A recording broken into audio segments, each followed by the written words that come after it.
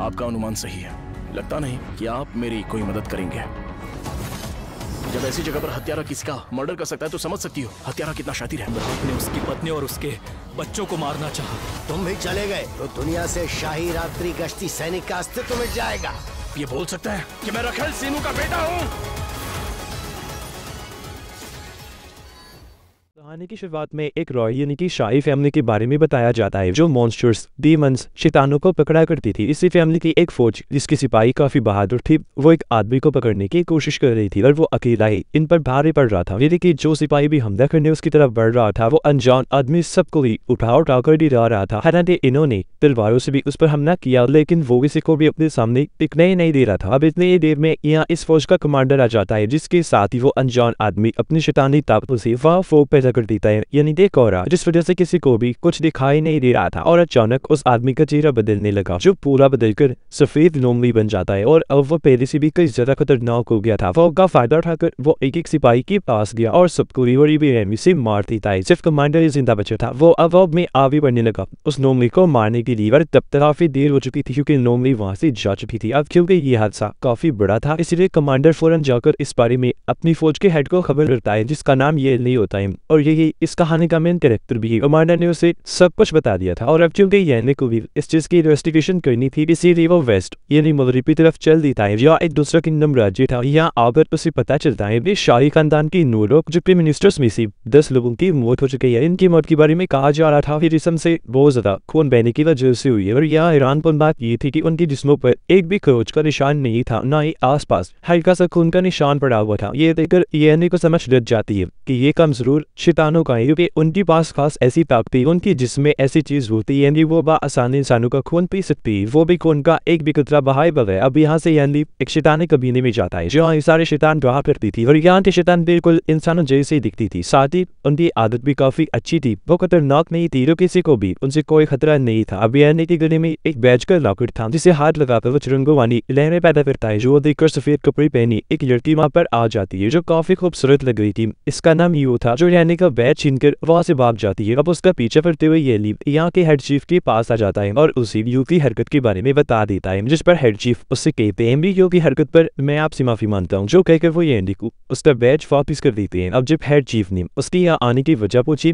तो वो बताता है मैं यार शैतान की खोज में आया हूँ। जो सुनकर हेड चीफ उसे यू के अंकल के पास जाने का कहते हैं जो इस गाँव की बुजुर्ग की और काफी अच्छी जानकारियां देती है। इसलिए येंडी और यो जल्दी अंकल के पास गई। वो अंकल को एक पोटली देता है जिसमें कुछ बाल थी। येंडी कहता है कि चेतर की बताइएगा कि किस शैतान की बात है, जिस पर अंकल बताते हैं कि ये तो लोमड़ी की बात है। तो अब मजीद इन्वेस्टिगेशन करने के लिए यानी वापस महल आ जाता है जहाँ ऑफिसर से उसी पता चलता है कि राजा ने इस केस की इन्वेस्टिगेशन करने के लिए तो 2 दिन का वक्त दिया है। जिसके बाद यानी अब मेन मिनिस्टर के पास जाता है जो यहाँ का एडवाइजर था जिसे भी यानी सफेद लोमड़ी के बारे में बता देता है और मजीद इस बारे में उससे जानकारी लेने की कोशिश करता है। अब मिनिस्टर एडवाइजर बताते हैं कि तकरीबन 20 साल पहले राजा की वाइफ और उनकी एक मेड नौकरानी दोनों ही प्रेग्नेंट थी। वो राजा की बच्ची की मुहैया बनने वाली थी क्योंकि उन दोनों से ये राजा ने शादी की हुई थी। पहली बीवी रानी थी और दूसरी मेड जो कि वो अपनी मेड से पहले प्यार किया करती थी। अब क्योंकि राजा का कोई वारिस नहीं था इसलिए वो फैसला करते हैं कि जो भी बच्चा पहले पैदा होगा उसे ये राजगद्दी दे दी जाएगी, यानी कि इस किंगडम की पूरी हुकूमत। और यहाँ पर उनकी मेड भी पहले बच्चे को पैदा कर दिया था जो कोई इंसानी बच्चा नहीं था बल्कि वो शैतानी सफेद लोमड़ी का बच्चा पैदा हुआ था, वो भी मरा हुआ। अब लोमड़ी का बच्चा पैदा होने की वजह ये थी कि जब मेड प्रेग्नेंट थी तो उसने एक बुजुर्ग आदमी की काफी बेइज्जती की थी। जिस आदमी के पास बहुत ताकत थी वो जादूगर था, इसीलिए उसने मेड को ये कर्ज बदवा दी जब भी तुम्हारा बच्चा पैदा होगा वो सफेद लोमड़ी का बच्चा होगा, वो शैतान नहीं होगा। अब ये सच्चाई जानने की बात ये लिए मेड की पुराने महल जाता है जहाँ दीवार पर नदी एक कैलेंडर पर कुछ शेर लिखी हुई थी जिन्हें येली पढ़ने लगता है। लेकिन तभी अचानक यहाँ पर वोग यानी कि कोहरा छा जाता है जिसके साथ ही वहाँ सफेद लोमड़ी और कुछ शैतान आकर उस पर हमला कर देते हैं और यहाँ इनकी लड़ाई शुरू हो जाती है। येली काफी बहादुरी से उनकी हर एक हमले का जवाब दे रहा था। वो घूम घूम कर तलवारों से उन पर हमले किए जा रहा था और उनके हर वार को रोक रहा था। ये लड़ाई देखकर राजकुमारी भी यहाँ पर आ जाती है और वो अपने जादुई तीरों से शैतानों पर हमला कर देती है जिससे वो राफ बन गई वहां से गायब हो जाती है। इस इन्वेस्टिगेशन में वो भी येली का साथ देने के लिए शामिल हो गई और अभी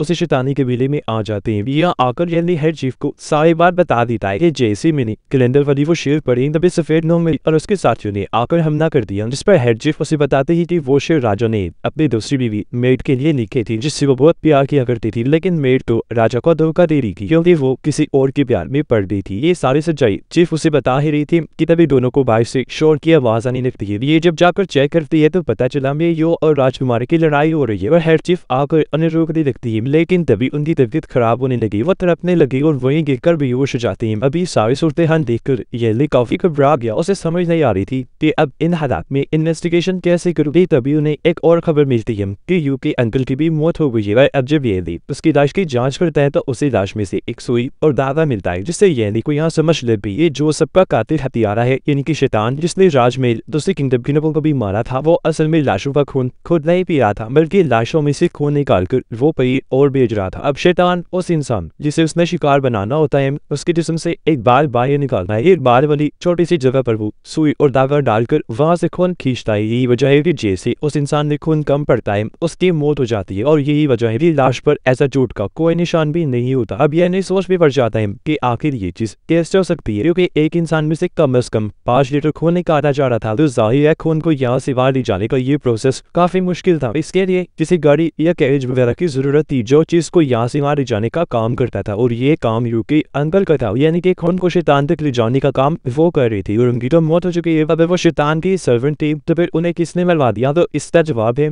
कि उनकी हर जरूर पर जानकारी लग गई होगी जिस वजह से उन्हें मरवा दिया गया, या फिर उन्हें मारने के लिए खास मकसद छुपा हुआ है। और पुलिस को आज तक अंदर पर शक इसलिए नहीं हुआ क्योंकि वो रात से लेकर सुबह तक इस तरह की गाड़ियों पर कचरा उठाने का काम करती थी। येली राजकुमारी को बताता है कि वो खून इसलिए जमा किया जा रहा था क्योंकि वो शाही खून ने पुराने वक्तों से लेकर अब तक उस खून की मदद से हथियार वगैरह बनाए जाके। वह अगले दिन येली को एक और सिपाही की लाश मिलती है और ये वही सिपाही था जिसने अंकल की लाश की जांच की थी। अब इसे जरूर कोई काम भी खबर मिली होगी, इसीलिए मेन शैतान ने इसको भी मरवा दिया। अब येली जब इस सिपाही की लाश की जांच कर रहा था तो उसकी मुझे कागज का टुकड़ा मिलता है जिस पर एक कपड़े की दुकान का नाम लिखा हुआ था, जो कमजोर शैतान का ही लग रहा था। उन्हें अपने पीछे पीछे दौड़ाने के लिए और क्योंकि छानबीन इन्हें करनी थी तो ये लोग आगे बढ़ जाती है। हालांकि राजकुमारी भी उसके साथ जाने के लिए कही थी, एवर उसने मना कर दिया और अब वो अपने घोड़ी पर सवार होकर वहां से निकल पड़ता है। वो थोड़ा दूर गया ही था कि तभी उस पर काफी सारे शैतानों का हमला हो जाता है। हालांकि ये उनका सामना भी करता है लेकिन वो तादाद में काफी ज्यादा थी और येली उनके सामने टिक नहीं पाता, शैतान इस पर भारी पड़ रही थी। तभी यहाँ पर उसकी मदद करने यू आ जाती है और येली को शैतानों से बचाने के लिए उनसे लड़ने लगी, काफी बहादुरी से उनका सामना कर रही थी। अब इनकी बचने करने का कोई चांस नजर नहीं आ रहा था क्योंकि शैतान बढ़ती जा रही थी और इनको हर तरफ से घेर लिया जाता है। अब इससे पहले शैतान इन पर हमला करती है, सामने वाले छत पर राजकुमारी आ जाती है और वो अपने दियों से शैतानों पर हमला करने लगी। देर पानी में जा गिरा जिससे पानी काफी ऊपर उछल जाता है और ऐसे शैतानों का ध्यान भटक गया, जिसका फायदा उठाकर यू वहां पर फोक पैदा करती है और मौका पाकर ये लोग वहां से बात निकलती है। अब राजकुमारी और यू असल में यहाँ येली का पीछा करते हुए आई थी ताकि उसकी मदद कर सके और अभी लोग वापिस आ गए। अब तक हेड चीफ को भी होश आ गई थी जो अचानक भी होश हो गई थी। अब येली उनसे मिलने आता है, वो चीफ को कहता है